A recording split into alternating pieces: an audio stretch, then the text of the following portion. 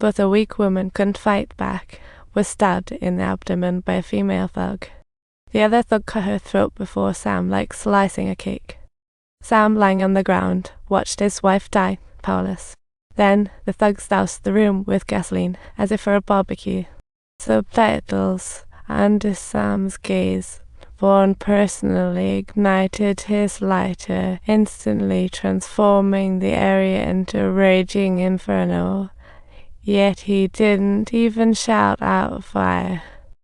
Fortunately, it was a critical moment. Sam dived in with all his might. Soon, big hands pulled him up, saving him. The one who saved him was none other than his mentor, Sampa. But when Sam woke up, it had been 2 weeks, and Sampa had become a part-time medic. When Sam saw Sampa, he first asked about his daughter. Sampa shook his head, as if seeing a fake magic trick. Sam returned to his wife's bar and met Bondi, who was shocked as if seeing an alien.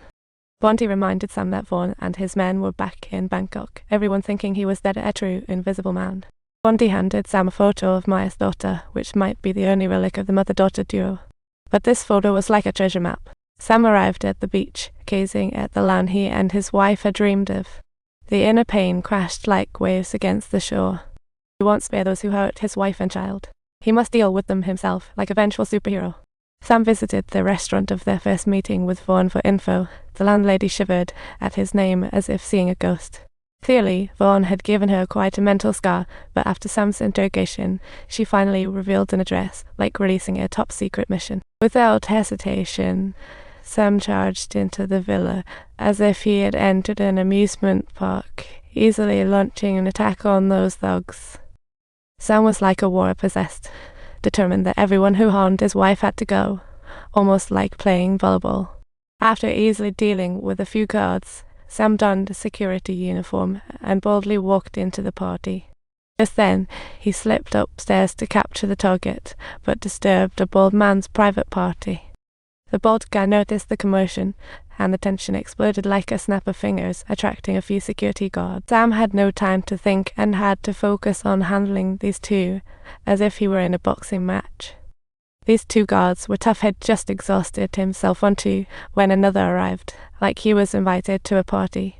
As Sam pummeled him, he not only easily severed the guy's arm, but also kicked him straight out of the venue.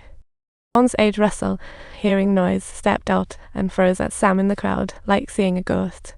Swiftly pulling out his weapon from a drawer, Russell was shocked to find it was a shotgun, lighting up as if he had found a toy.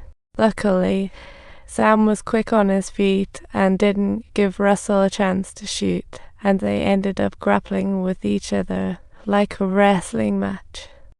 Russell was clearly no match for Sam. Soon the shotgun became Sam's weapon. He looked at his daughter's photo as if he had found hope. As Sam left, he stopped two girls and pulled out the photo of his daughter, like he was on a treasure hunt. One girl nervously told Sam that she often saw the girl, but she wasn't here now, like they were playing a guessing game. Sam was thrilled at the news, weapon in hand, as he burst out of the villa, excited to tell his friend. He was taken into a room where a package and a short knife were pulled from beneath the shelf. He was so moved, it was like winning a Nobel Prize, as they embraced tightly. Soon they arrived in Bangkok. Sam used his intel to find a Vaughn-owned bar and seize control of the old boss as if finding treasure. Intent on his daughter's whereabouts, Sam's query made the old boss scream, sounding an alarm. While feigning submission, Sam launched a counterattack, picking up a cue stick and making a decisive move, as if he were in a pool tournament.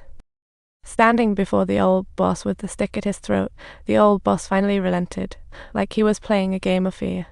After receiving information from the old boss, they hopped on a boat to Vaughn's location, gearing up for a big show.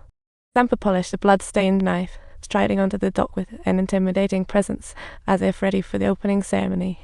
But the thugs at the dock took notice, and all raised their knives, as if to say, "Who dares to come up for a duel?"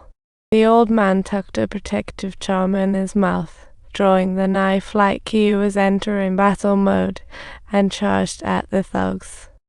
The workers at the dock gathered to watch, as if it were a live broadcast, while Sam seized the opportunity to sneak upstairs.